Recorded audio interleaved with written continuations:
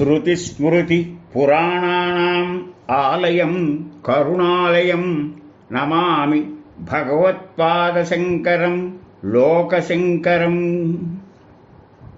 శంకరావతారులైనటువంటి ఆదిశంకరాచార్యులు వారు జ్ఞానాదిచ్యుతులు. ఖచ్చితంగా ఆయన శంకరుని యొక్క అవతారం అనడంలో ఎలాంటి సందేహం మనం వెలిబుచ్చక్కర్లా. కారణం 32 సంవత్సరాల జీవితంలో ఆయన సాధించినటువంటి విజయాలు కానీ చూపించిన అద్భుతాలు చాలా విశేషంగా ఉంటాయి. మానవ జీవితం పరిపూర్ణంగా జీవించడం వచ్చిందని బోధించడానికి వచ్చిన వారే ఆచార్యులు శంకరాచార్యులు వారు.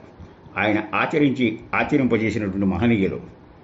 అయితే గురువుగా 4 శిష్యులతో వస్తారంటుంది వాయు పురాణం. ఆ 4 శిష్యులు కూడా చాలా ఉద్దండులు.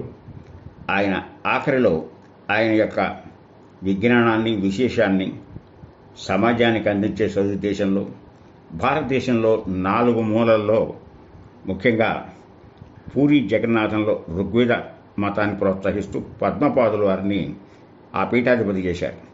అలాగే దక్షిణంలో శృంగేరిలో శారదా పీఠంలో అది యజుర్వేద ఆశయంతో సురేశ్వరాచార్యుల వారిని అక్కడ పీఠాధిపతి చేసి, ఇక పడమరలో ద్వారక సామవేదం అక్కడ హస్తామలకాచార్యుల వారు ఆ పీఠాన్ని అలంకరించారు.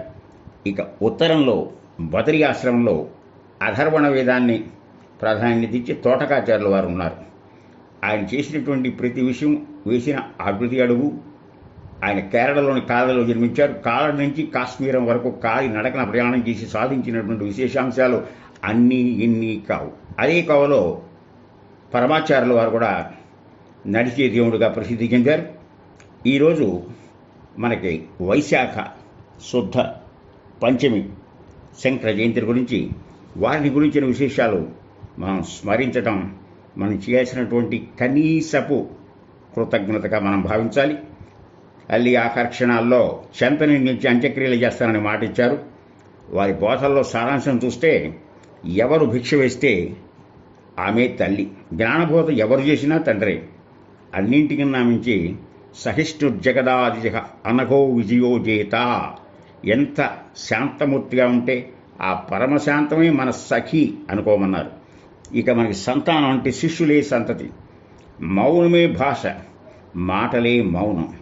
ఇలా ఎన్నో విషయాలకి మనకి స్ఫురించేటువంటి సన్నివేశాలు మనకి ద్యోతకమవుతాయి.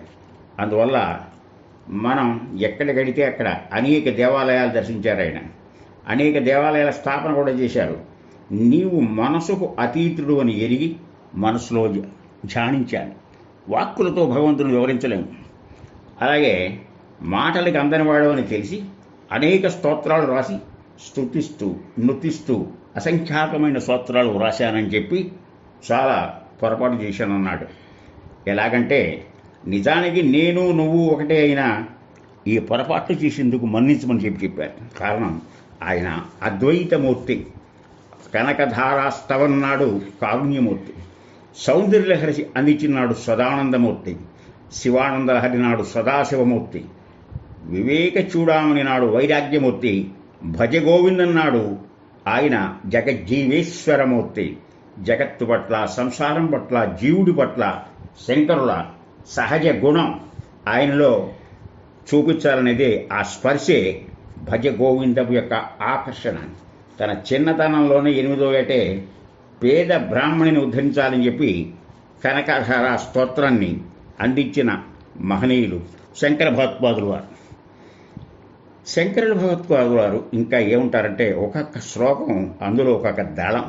అది ధవళం, సరళం, శాప పాప తాప హరణం, కైవల్య కారణం.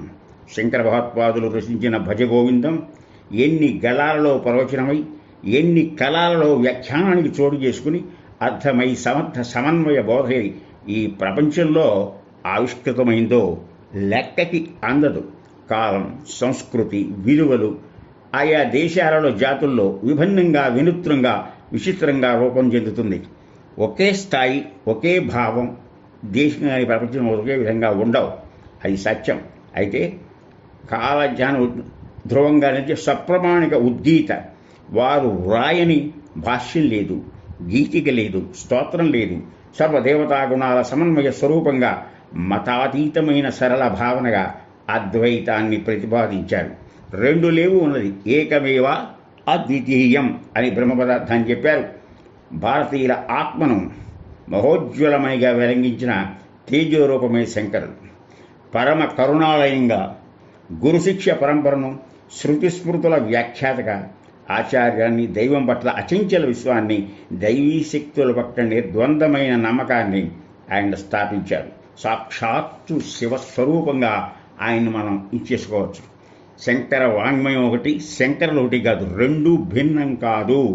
జీవుడే దేవుడు, ఆ దేహమే దేవాలయం.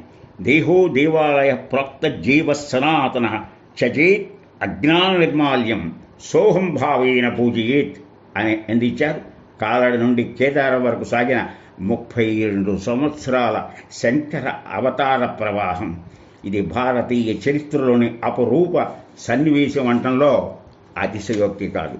ఇక భజ గోవిందం వచ్చే వాటికల్లా మన్ని గురించి మనం చాలా ఆలోచించుకోవాలి. సృష్టిలో ఏ లోపం లేదు. లోపం ఎక్కడుంది? మన దృష్టిలో ఉంది. కనుక దృష్టిని బాగు చేసుకోవాలి. అందుకనే జీవితం అంటే ఏమిటి, కొన్ని నగ్న సత్యాలు చెప్పారు. సుఖం, దుఃఖం, ఇష్టం, అయిష్టం, ఈ ద్వంద్వాతీతానికి అతీత స్థితిలో ఉండాలంటే ఎన్నో విషయాల్ని మనం తెలుసుకోవాలి. ఎన్నో కోణాలలో ఆలోచించాలి, చూడాలి. మితి మీరిన సంపదలు పెరిగితే మనలో పెరిగేది మోహ వ్యామోహ వ్యసనాలు. మంచి ఆలోచనలు కలగాలి, మంచి పనులు చేయాలి. ధర్మ మార్గంలో పొందిన సంపదని ఆనందంగా అనుభవించాలి. నువ్వు ఏది చేసినా పాత్రశుద్ధి, పదార్థశుద్ధి, ఆ తర్వాత చేసేవాడి యొక్క హృదయ శుద్ధి ఉండాలి. ఆశ ఉండొచ్చు, కానీ అది దుర్దశగా లేదా దురాశగా మారితే దుర్దశకి దారిచేసి నిరాశకి ఆనవాలం అవుతుంది. ఒక్క విషయం చూడండి, నేననే భావనలో ఒంట్లో ఊపి ఉంటే అందరూ వచ్చి పలకరిస్తారు. దానికి కారణం మనలో శివం ఉంది. ఆ శివం గనక మాయమైతే ఈ దేహం శరీరానికి ఉన్న పరిమితి, శరీరానికున్న బంధాలు భార్యతో సహా కొంతవరకే వాళ్ళ ప్రేమ నిలబడుతుందనే సత్యాన్ని ఎంత చక్కగా చెప్పారు చూడండి. యావత్ పవనో నివసితి దేహే తావత్ పృచ్ఛతి కుశలంగేహి గతవతి వాయౌ దేహాపాయే భార్యా బిభ్యతి తస్మిన్ కాయే భజ గోవిందం భజ గోవిందం గోవిందం భజ మూఢమతే సంప్రాప్తే సన్నిహితే కాలే నహి నహి రక్షతి దోగృంగరణి. శరీరంలో ఊపిరినంత వరకు ఇంటిలోని వారు కుశలమా అని ప్రేమతో పిలుపుతారు. ఎప్పుడైతే ఊపిరి ఆగిపోతుందో, మరణం సంభవిస్తుందో, ఆ కళీబరాన్ని సమీపించుటకు భార్య కూడా భయపడుతుందనే నగ్న సత్యం మన నిత్య జీవితంలో చూస్తూనే ఉంటాం. ఈ రకంగా 12 శ్లోకాలు, ఆయన శిష్యులు 14 శ్లోకాలు, మొత్తం 26. ఈ భజ గోవింద యొక్క ఉద్దేశం మనకున్నటువంటి అరిషడ్వర్గాల్లో కామ, క్రోధ, లోభ, మోహ, మద, మాత్సర్యాల్లో మోహం చాలా ప్రమాదమైంది. మోహం అంటే జన్మాంతరాల నుంచి వచ్చేటువంటి ఒక కాలుష్యపు మరక. ఇది సరైన నిఘంటు యొక్క అర్థం. ఆ మరక అంత పోదు, తేలిగ్గా పోదు. దాన్ని వదిలించుకోవాలంటే సాధన, అది సాధించాలనేటువంటి వేదన మన జీవితానికి మనమే చేసుకోవాల్సిన సాధన అని తెలియజెప్పేదే ఆయన స్వయంగా చెప్పిన ద్వాదశమంజరి. శిష్యులంతా కూడా చాలా బాగా చెప్పారు. 14 శ్లోకాలు. దీన్నే మోహ ముద్గర అంటారు. మంచివారితో మంచి విషయాలు మాట్లాడాలి. అందుకే సత్సంగం ఉండాలి. సత్సంగత్తే నిస్సంగత్వం, నిస్సంగత్తే నిర్మోహత్వం, నిర్మోహత్వే నిశ్చలతత్వం, నిశ్చలతత్వే జీవన్ముక్తి. ముక్తికి సోపానాలు. సత్సంగం, సత్ అంటే సత్య పదార్థంతో మనం కలిసి ఉండాలి, సత్య పదార్థాన్ని ఉంచాలి. అయితే ఆశలంత తేలిగ్గా పోవు. కనుక ఆశలను అమలుసినందుకు పరిమితమైన కోరికలతో ఉండాలి. తిండి కావాలి, గుడ్డ కావాలి, బట్ట కావాలి, ఉండడానికి ఆశ్రయం కావాలి. కానీ అది మనం మించిన స్థాయిలో పెడితే అది మనకి ఇబ్బంది పెడుతుంది. చిన్న ఉదాహరణ, నూనెలో చిన్న ఒత్తి దీపం వెయ్యాలి. దీపంలో ఉన్న ఒత్తి మనకేంతవరకు నూనె పోస్తే దీపం ఆరిపోతుంది, ఇబ్బంది పడుతుంది. ఇదంతా విజ్ఞానం చేయాలి. నాకేం పర్వాలేదు, నా చుట్టూ జనం ఉన్నారు, నా చుట్టూ మనుషులు ఉన్నారు, నాకు తరగని సిరి సంపదలు ఉంటే ఏమవుతుంది?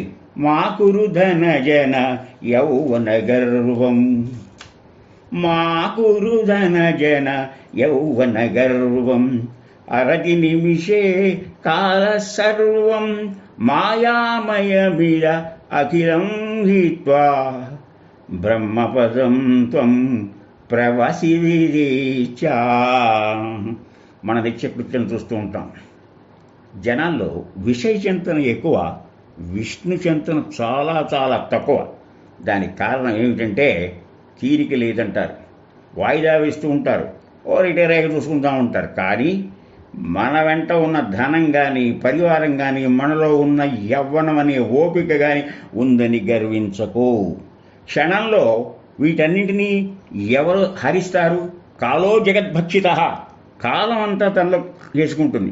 ఇదంతా ఏంటి? నిన్న ఉండి ఇవాళ లేక మళ్ళా రేపు వచ్చి మళ్ళా పోయి, ఎంత మాయ! భగవద్గీతలో మమ మాయా దురక్షయ అనేటువంటి దానికి అర్జునుడు ప్రశ్నకి సంశయం మన కృష్ణ, నా మనస్సు ఎప్పుడూ సంశయంగా ఉంటుంది, ఈ సంశయాల నుంచి నేను బయటపడలేను, కనుక నేను ఎలా అన్నప్పుడు తడుకోకుండా కృష్ణ భగవానుడు చెప్పిందే నా మాయని ఛేదించడం అంత తేలిక కాదు. కానీ సాధన ద్వారా ఏది నిత్యం, ఏది అనిత్యం, ఏది మంచి, ఏది చెడు, దీన్ని విషయగ్రహం చేసుకుంటే ఈ శాశ్వతమైన పరబ్రహ్మాన్ని పొందవచ్చు. అంటే మాయని తెలిసాక ఏది సత్యం? బ్రహ్మ సత్యం, జగన్ మిథ్య అనేటువంటి విషయం ద్యోతకం అవుతే జీవితాన్ని సారవంతంగా మనం ఇచ్చేసుకోవచ్చనే అర్థాన్ని మనకి జ్ఞాపకం అవుతుంది.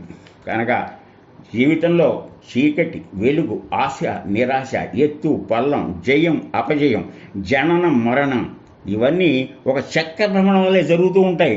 పుట్టడం, పెరగటం, మరింత ఇది కావటం, ఆ యవ్వనం, ఇవన్నీ అవ్వగానే ఒకసారి మనం వెనక్కి తిరగటం, పంచపరాయణ కృత్య అంటాం మనం. కనుక ఇవన్నీ నిత్యకృత్యం జరిగేదే. ప్రపంచం వైరాగ్యము, వైభోగమే. అది లక్ష్మిలో కూడా, అష్టలక్ష్మిలో కూడా గొప్ప లక్ష్మి ఎవరంటే మోక్షలక్ష్మి. పరిమితి నుంచి అపరిమితిలో ఉంచాలి. ఇన్ని విషయాలని మనకి ఏకరువు పెట్టేదే. ఓకే, సరే, ఆనందం ఎలా సంభవిస్తుంది? ఆనందం అంటే ఏం లేదు, ఉద్ధరే వరాత్మ, నిన్ను నువ్వు ఉద్ధరించుకోవాలి. నీకు వారు చెప్పారు, వీరు చెప్పారు, ఈ పుస్తకాలు చదివాం, ఆ పుస్తకాలు చదివే కన్నా నీ అనుభవమే నీకు గురువు. అయితే డబ్బు ఎప్పుడు పాపిష్టిది కాదు, డబ్బు ఎప్పుడు పవిత్రమైనది. కానీ పాపిష్టివాడి చేతిలో డబ్బు ఉండకూడదు. పిచ్చివాడి చేతిలో రాయింటి ఏమవుతుందండి? మీకుగా మీరు గ్రహించండి. కనుక మన జీవితంలో గీతాధ్యయనం, విష్ణు సహస్రనామ గానం, రూపధ్యానం, సత్సంగం, ఏదైనా దానం, ధర్మం, పుణ్యం ఇవన్నీ తెలుసుకోవాలి. ఇంద్రియాలని అదుపులో పెట్టుకోవాలి. కనుక అన్నింటికీ మూలం ఏమిటంటే, అనర్థానికి మూలం పరిమితి లేని పరిస్థితులుగా సంపాదన వెనక ఆవేదన. మీకు కొంచెం చెప్తాను. వయసు మళ్ళీ ఇద్దరు ముసలివాళ్ళని పరుగులు పంచం పెట్టారు. ఎంత దూరంగా మీరు బలాని సమయంలో పరిగెడగలిగితే అంత స్థలం మీదేం చెప్పారు. ఒక ముసలాడు కొంత దూరం వెళ్ళి ఆగిపోయాడు. రెండో ముసలివాడు వాడిలో ఉన్న ప్రత్యేకమైన అనారోగ్యం ఏంటంటే దురాశ, ఆశ, ఊపిరి పోగబట్టి వెళ్ళి వెళ్ళి వెళ్ళి అక్కడ తనువు సాధించాడు. కొంత దూరం వెళ్ళంగానే చివరి జీవితంలో ఏం సాధించాడు? అందుకనక ప్రతి దానికి ఒక పరిమితి అనేది ఉండాలి. మనం ఏం చేసినా పరుల ఆనందం కోసమే ప్రార్థన చేయాలి. నాకు ఒంట్లో బాగుండబోతే చేయటం కాదు. లోకా సమస్తా సుఖినో భవంతు అనేది అసలైన సిసలైన నిజమైన ప్రార్థనగా హృదయగానం చేయటమే చాలా విశేషాంశం. ఇకపోతే మౌనంగా ఉపదేశం ఏ పని చేసినా, మనం పురాణ సాహిత్యం చూస్తే రాముడు ధర్మయోగి, కృష్ణుడు కర్మయోగి, శంకర భగవత్పాదులు వారు పూర్ణ జ్ఞాన యోగి. దక్షిణామూర్తి స్తోత్రంలో తత్వమసి అనే స్థాయిలో వినబడే సమర్థ వ్యాఖ్యానం గమనిస్తే భగవద్గీత అధ్యాయంలో కూడా విత్తనంలో దాగే ఉంటుంది మహావృక్షం. అంటే ఆ వృక్షం యొక్క వ్యూహం అంతా అందులోనే ఉంది. భూమి లోపల ఉండేది ఆధారం, భూమి పైన పడేటువంటి చెట్టు, ఆకులు, పూలు, పళ్ళు అధేయం. ఈ ఆధారం లేనిది ఆ అధేయం ఉందా? తాత ముత్తాతలు, తల్లిదండ్రులు వాళ్ళ యొక్క కష్టాన్ని రక్తం ఓచి పిల్లల్ని పెద్ద చేసేదే వృద్ధులైన తర్వాత వాళ్ళని చూడలేనటువంటి వాళ్ళు అధేయంతోనే ఆనందం అనుకుంటే ఆధారాన్ని విస్మరిస్తారు. భవిష్యత్తులో కూడా వాళ్ళకే అదే స్థితి పట్టుతుందనే విశ్వాసం వాళ్ళు కలిగి ఉండాలి. అందువల్ల మౌనోపదేశంలో చాలా ఉంటాయి. దక్షిణామూర్తి యొక్క శిష్యులంతా ఒక రకంగా వయస్సులో పెద్దవాళ్ళు. దక్షిణామూర్తి చిన్నవాడు, కానీ మనుషాభం చేశాడు.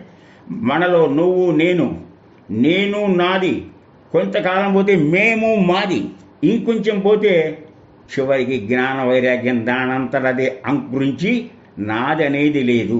ఇదన్న స్థాయిలో మనుషులు స్థిరపడతారు. ఇది నిశ్చితమైనటువంటి స్థిర భావంగా మనం ఎంచుకోవాలి. ఇక దేహం అనే భావం నుంచి వచ్చి నేను దేహమే మాత్రము కాదు, దేహానికి మించింది ఇంకోటి ఉన్నది అనే నిశ్చిత భావానికి రావాలి. వంశ సంపద, బంధు సంపద, వేదాధ్యాయనం, శాస్త్ర విద్యా సంపద, మధురవాక్కులు, పాండిత్యం, కవిత్వం ఇవన్నీ మార్పు చెందుతాయి. నిన్న కొందరు గొప్ప కవులు, వాళ్ళకి మించిన కవులు వాళ్ళు వచ్చారు. కొంతమంది నిన్న జ్ఞానులుగా పరిగణింపబడ్డారు. కొంతమంది దానులు, దానం చేసే గుణంలో ఎక్కడెక్కడి నుంచి వస్తే కర్ణుడు దానమే. కానీ దానంలో ఉన్న గొప్పతనం ఏంటంటే దానం చేసేవాడు తాను ఏదో ఆశిస్తూ దానం చేయకూడదు.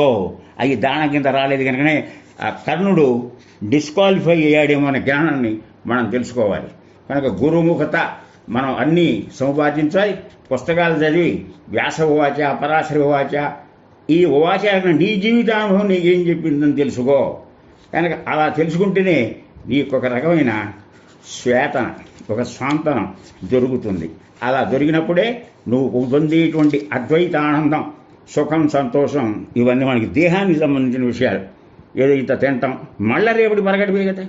లేదా దీనివల్ల సంతోషం వస్తుందా? ఒక ఖరీదైన కారు కొంటే దాని ఏమైనా సంతోషాన్ని మనకి ఇస్తుందా? శాంతి, ఆనందం అనేవి ఉన్నాయే, అవి మనసుకు సంబంధించిన విషయాలు. నిత్య సత్య శాశ్వత ఆనందం హృదయానికి సంబంధించినది. ఇవన్నీ ఎప్పుడో పొందుతామని కాదు, జీవన్ముక్తులు అవ్వాలి. దేహం ఉండంగానే పొందాలి. దేహం సాధించిన తర్వాత నీకు మళ్ళీ ఈ జన్మ వస్తుందని నమ్మకం ఏంటి?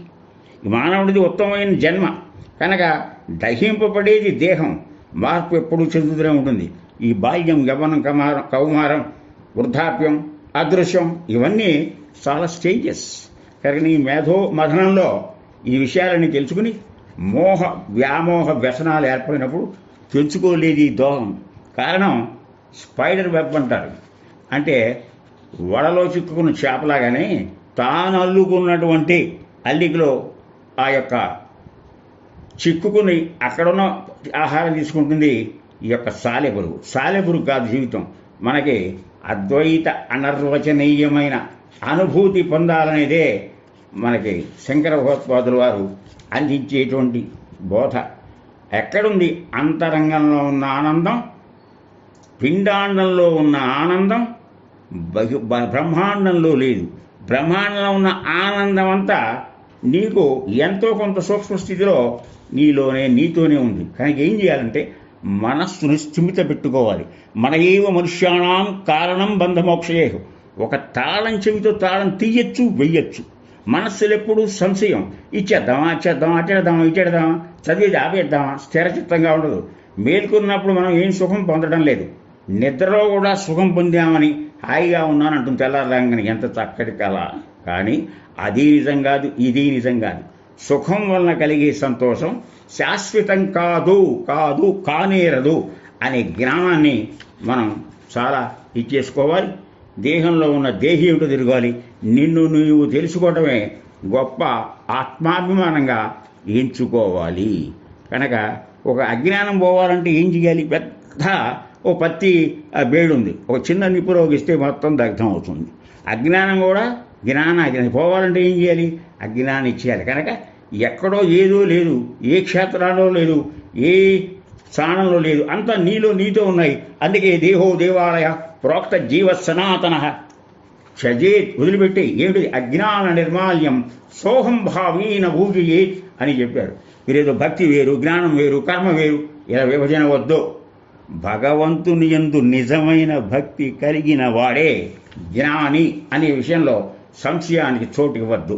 ఇలా నిన్ను నువ్వు తెలుసుకోవడమే అసలైన ఎరుక. అది అవేర్నెస్. అవేర్నెస్ అంటే నిన్ను నువ్వు తెలుసుకున్నాడు, అంతకు మించిన ఆనందం ఏది లేదు అనేటువంటిది ప్రస్ఫుటంగా అవగాహనకి నీవు రావాలి. అందుకనే అచ్చ తెలివి అంటారు విశ్వనాథ్ వారు. ఏమిటి అచ్చ తెలివి అంటే నిన్ను నువ్వు తెలుసుకోవడం ఎరుక.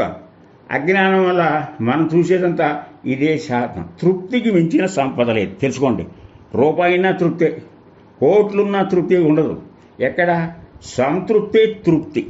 శాంతం లేకపోతే సుఖం లేదు, ఆనందం లేకపోతే జీవితం అసలే లేదు అనే నగ్న సత్యాన్ని మనం తెలుసుకోవాలి. కనుకనే అద్వైత సిద్ధికి మనకేదో బ్రహ్మసూత్రాలు, ప్రజ్ఞానం బ్రహ్మ అంటోంది ఋగ్వేదం, తత్వమసి అంటోంది సామవేదం, అహం బ్రహ్మాస్మి అంటున్నది యజుర్వేదం, అయం ఆత్మా బ్రహ్మ అధర్వణం. మహావాక్యాలు వినాలి, ఊరికే బట్టి పడితే ఏమైంది, మననం చెయ్యాలి. అయితే వాటిని స్వయంగా నీ అనుభవంలోకి తెచ్చినప్పుడే అద్వైత సిద్ధికి అమరత్వలబ్ధికి గానమి సోపానము. జ్ఞాన భిక్షను అడిగి పొందాలి, అది అసలైన భిక్ష. అడగదగిన వారిని అడగాలి. నువ్వు ఎంచుకునే గురువు కూడా జాగ్రత్తగా చూడాలి. రుచికరమైన భోజనం, సుఖాన్నిచ్చే పడక, తామసం కలిగించే నిద్రలను ఎట్టి పరిస్థితుల్లోనూ కోరుకోకూడదు. అది అద్వైత స్థితి. నువ్వు జీవితాన్ని నడవని, దాన్ని గమనించు. అలా గమనించినాడు నిన్ను నువ్వు తెలుసుకోవడమే కాక పొందదాల్సిన పొందుతావు. అందువల్ల వారు అందించినటువంటి అనేక విద్యల్లో శ్రీ విద్యా స్వరూపంలో చక్కగా ఆ సౌందర్యంలో శ్లోకాలు కూడా చెప్పారు.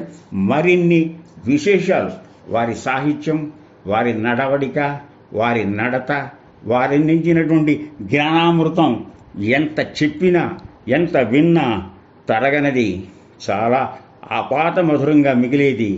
ఏది పొందితే పొందాల్సింది లేదో, ఏది పొందకుంటే జీవితాలంతా వెళ్తుంటుందో ఆ అజ్ఞాన తిమిరం మీద వారు తక్కువ వయసులో సాధించి అనేక విజయయాత్రలు చేసి అనేక విజయాల్ని చేరువ చేసుకుని అన్ని మతాల్ని ఖండించి అనేకులతో వాదన చేసి ఆయన జీవితం శోధనగా చేసి కర్తవ్యోన్ముఖులై భక్తి జ్ఞాన కర్మ యోగాల్ని పరిపుష్టం చేసినటువంటి మహనీయుడు. ఆ జయంతి సందర్భంగా మనం ఇచ్చేటువంటి అసలైన సిసలైన ఆ యొక్క మన అంకిత భావంతో వారి సాహిత్యాన్ని, వారి బోధాల్ని విస్తృతంగా ప్రచారం చేయటమే మన వంతు కర్తవ్యంగా భావిస్తూ నాకున్న పరిమిత జ్ఞానంతో మీకు ఇది అందిస్తున్నాను.